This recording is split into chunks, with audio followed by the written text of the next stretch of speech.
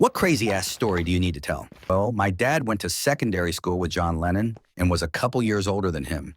Dad was known for playing the drums and being quite musical, and one day John asks him whether he'd like to be the drummer in a band he's forming. Dad was keen, but my granny said he needed to prioritize studying, and so he didn't join.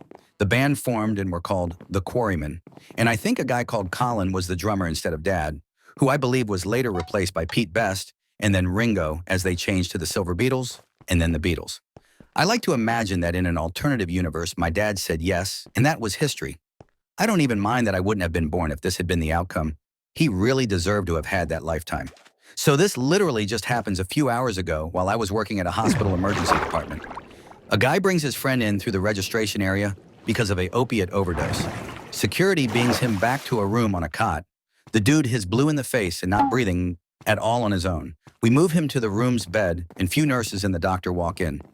I, a paramedic, am starting an IV, and I hear one of the nurses says, "What is the very large and round object in his pants?" The nurse processes to start taking his pants off, and to our surprise, the dude had a frozen potato in a plastic bag sitting on his penis.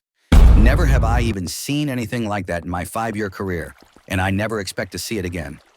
A friend of a friend accidentally took a dump on his then-girlfriend, now wife's face.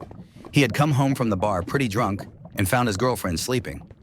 He thought it would be hilarious to climb onto the bed, pull down his pants, and release a casual fart right into her face. However, this was no ordinary fart. He gambled on a fart, and it came out as a liquidy shart.